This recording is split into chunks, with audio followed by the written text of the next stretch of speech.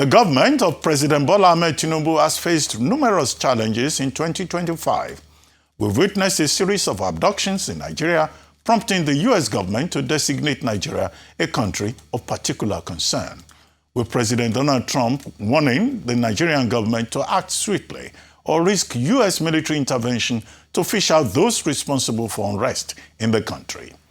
Joining us on this show to discuss the various issues that the government of President Tinubu has had to deal with is Bwala, Special Advisor to President Tinubu on Policy Communication. He will also share his thoughts on the latest ambassadorial nominees by President Bola Ahmed Tinubu. Good morning, Bwala. Good morning. Very nice to see you in our brand new studio. Yes, the studio looks great. What happened to your suits? You have abandoned the suits. I feel like applying to work here. The studio is just something else. But thank you for having me, and it's a pleasure to be here this morning. Good to see you. Well, very quickly. Thank you. State of the nation issues. Maybe I should start from the rear about these ambassadorial nominees. Now, a lot of reactions to the list. From people saying, oh, it's a list of political jobbers. Some people should not be on that list. In fact, I've seen some stories saying that certain persons should not even be cleared by state security because in the past they used to abuse the president and call him all kinds of names. And, now they say the president is the best thing since Jesus Christ. So what's the reaction to all the responses to the ambassadorial list? Actually, our posture from the presidency is to maintain a bit of silence until when the National Assembly are able to run through the confirmation process, because we feel that if we throw energy behind that, it will amount to prejudicing the decision of the National Assembly, because subjecting them to confirmation is also part of the processes in my belief that will lead up to them being now sworn in as ambassadors. If it is because of the political decision of the president, I mean, those who understand politics, they know that political environment is toxic. Is up to individuals who occupy a privileged position to exercise discretion, that they will decide, okay, this one, I will appoint him even though he worked against me in the past, or I will not work with people who worked against me in the past. But looking at the history and trajectory of President Bola Tinubu, I think I can say more than 70% of people who are with him here have worked against him at some point in the past. So he is not one that including present company? The individuals, including present company? well, I don't know. But I know that as a fact, because when I first met him the 10th of January last year, as soon as I walked in, I was trying to apologize for the fact that when I left him after the primaries, he was trying to get in touch with me, and I was avoiding that. I couldn't tell an elder no, but my mind was made up. He said, no, you don't even have to go to that extent. My only pain is that if you had listened to me, you would have known that what you thought was your fear is not what is associated or identified with me, the Muslim ticket. And then we went beyond that. But in terms of people who worked against him, I mean, he made it clear to me, narrating individuals who in the past have worked with him, and he said his mother influenced him in that area. That she said, if as the head of the women in the market, if you are going to be angry with people just because they offended you, you will wake up one morning and see that there are no people for you to lead. So that is his own idea. But I think that whether somebody is confirmed or not has nothing to do with whether the person says something against the president, but whether the person poses a threat to national security and national interest. And these are the things that I believe that the Senate will look into. That's why we don't want to throw a weight, whether for or against, until after their confirmation. Okay, I understand that position. However, I mean, the truth and the question is around even the decision-making process of the executive, especially with appointments. I don't think it should just be left to the Senate alone. Yes, the Senate has a responsibility, but even the process or even the fact that someone was nominated, for instance, the nomination of the Minister of Defense largely across many, areas, sectors, have praised that move. And so when he went before the Senate did their job and scrutinized him rigorously. Right. There are names on that list. I'm sure you've heard what public opinion, you've heard from experts, you've heard from analysts around not just whether or not they abuse the president, even questioning their qualification or bona fide to be on that list. Right. There are some people on there who have been judged as not having even the temperament for work in diplomacy.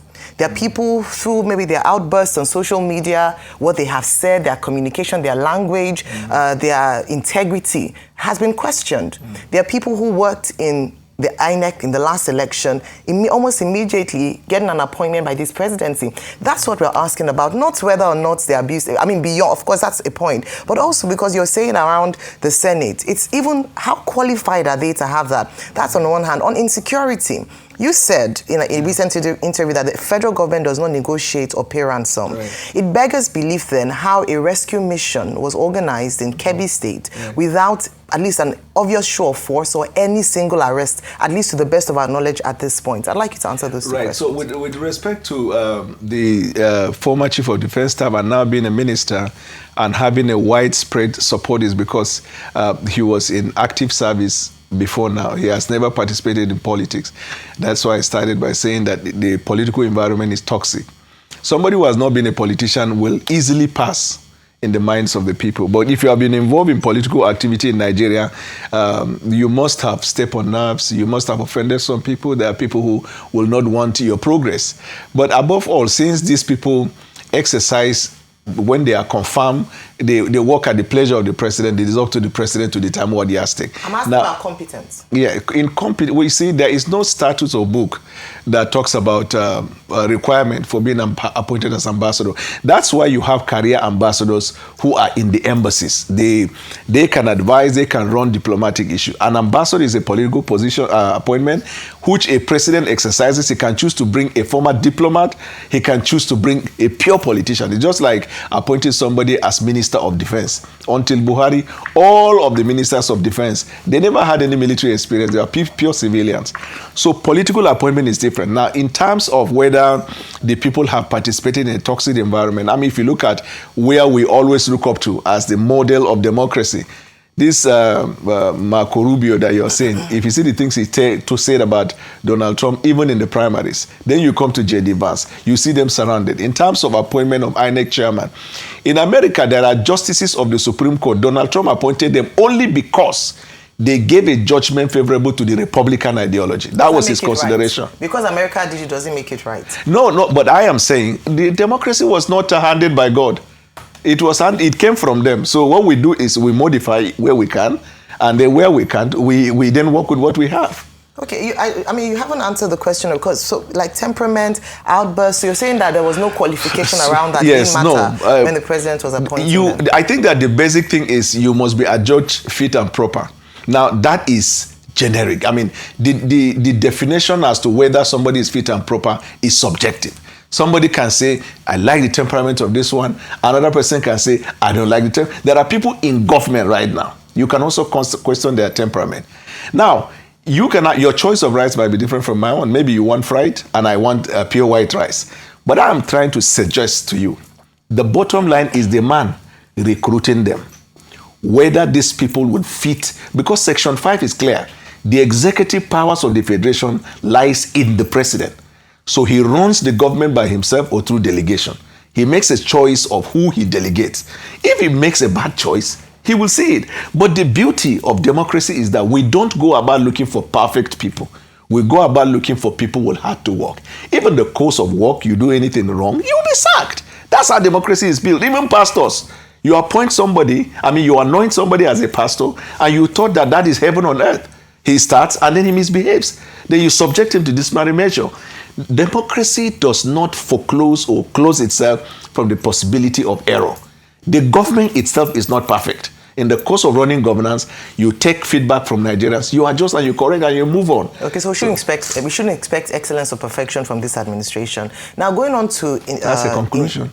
Based on... it's a summation from what you've said. No. Okay, but based on insecurity, just so we can... on insecurity around the students, And with respect to the security, you said no ransom yes, was paid. the federal government has not paid, will not pay, and does not encourage anybody to pay ransom.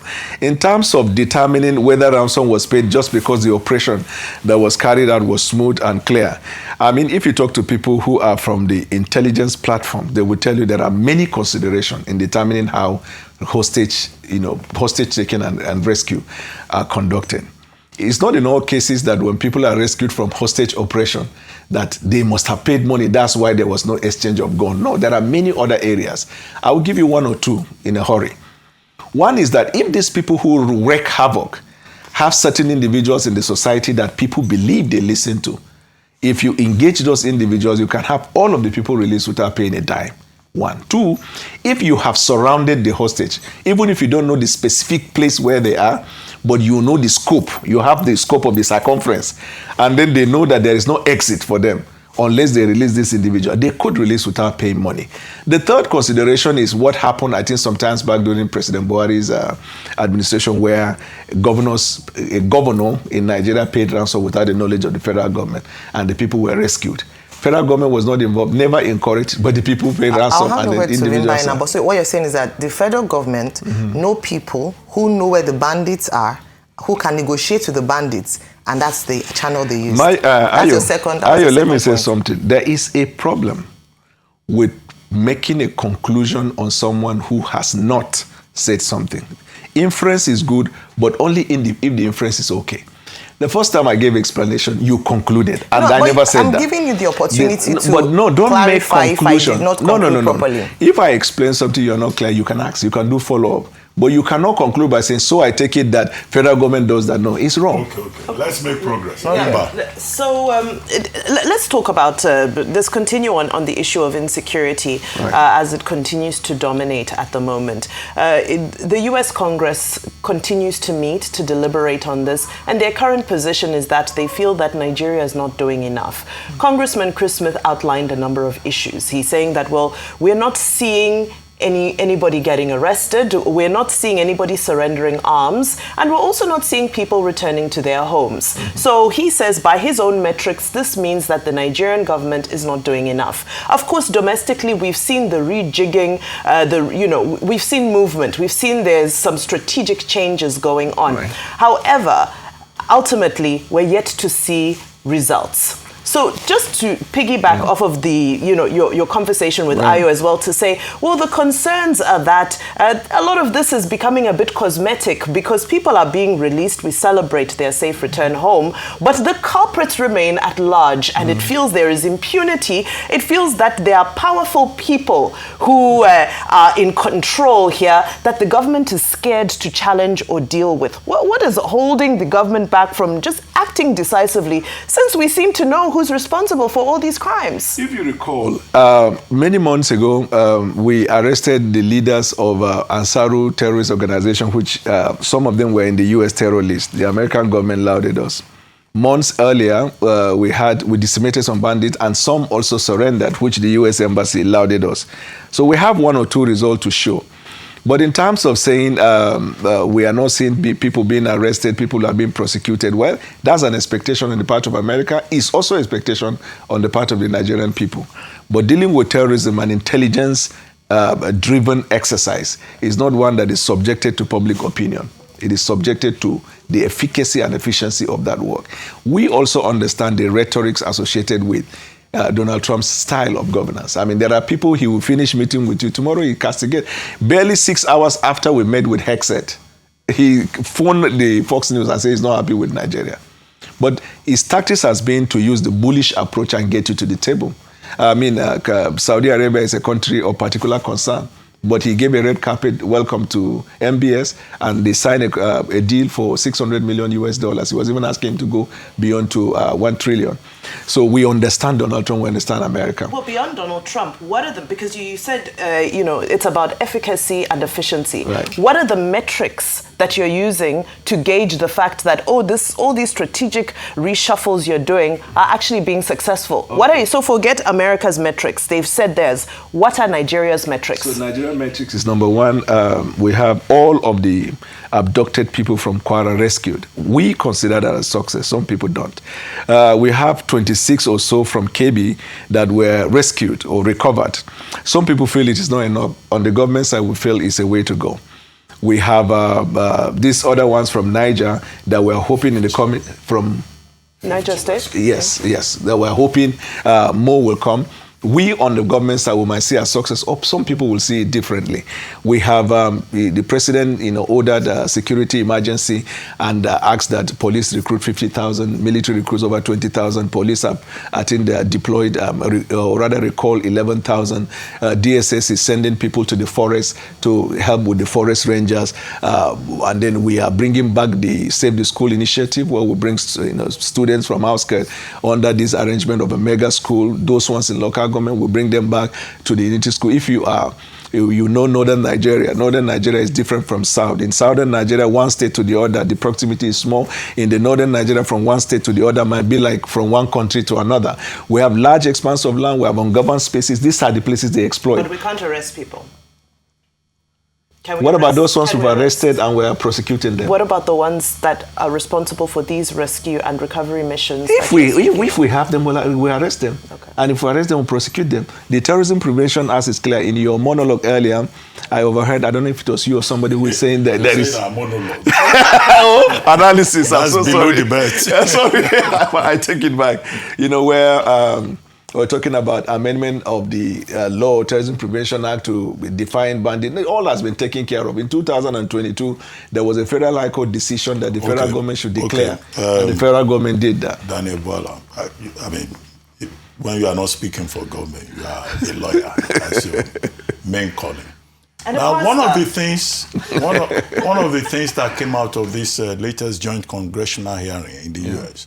was the recommendation that the Nigerian government should declare Sharia law unconstitutional, and that all these Hisbah units in the 12 northern states of Nigeria should be disbanded by President Bola Ahmed Tinubu. Well, I had commented on this, but you are very familiar with the issue of Sharia law and its constitutionality. Yeah. But can even the United States dictate to Nigeria how to conduct its internal affairs? They don't have the locus. Or order that the constitution should be amended. They don't have the locus. On their say-so. In doing that, it will amount to infringing on the territorial integrity and territorial right of a country. Even the threat of possible military invasion is still not consistent with the UN Convention, because there are only 3 conditions upon which another country will invade militarily. Either you are invited by that country, or you are at war with that country, or the United Nations ask you to be in that country. But all of the threats to come, it is still also a threat to sovereignty. The Sharia law is not a national law. We also practice federal system of government, although their own is more advanced. But our own also recognizes that the federal government cannot make laws for the states. But the state's power to make laws is also subject to the overriding powers of the federal government. Some of these congressmen who come from the Republican Party, they are not very detailed in the way they carry out their congressional duties. And when you are more powerful than the other, you can afford, even your misbehavior will be seen as a style. That's what is happening. But we differ with them with this idea of asking us to amend the Constitution. Nigeria is a sovereign state, has never been colonized by America anywhere. And we are not Venezuela. And we are not Venezuela. We have to go now. We have mosquitoes. But for the avoidance of doubt, that can infect soldiers. Dr. Bwala, for the avoidance of doubt and so that you're not misconstrued, I really want to set the record in terms of your statement around. I just want you to clarify that does the federal government have people who negotiate on their behalf with terrorists? So we don't have. Okay. And if you find out, we'll be happy to know who the people are. No, okay. All right, thank you. It's just that question around how that was done. The federal government is even telling the governors now not to be subjected to negotiation. But when it comes to individual families, you cannot, if somebody's child or children are in abduction, despite what federal government says don't do that, they can decide to do without the knowledge of the government. But it's not a state policy. Okay. Because Bayo Nanuga said they called them. Yeah, because there's many gaps. I wish we had more time. There are many gaps. Show. You know, it's just almost a miracle that they got the girls. I mean, and we love it that they are rescued. But it's just that question. There's just a big gaping gap there around what really happened. Like but thank you so much. You, no, not at all. We want answers. I think the public, we owe it to the public to give them, clarity on the government's policy on handling insecurity in Nigeria. Thank you very much. Thank you so much, Dr. Daniel Bwala. Merci.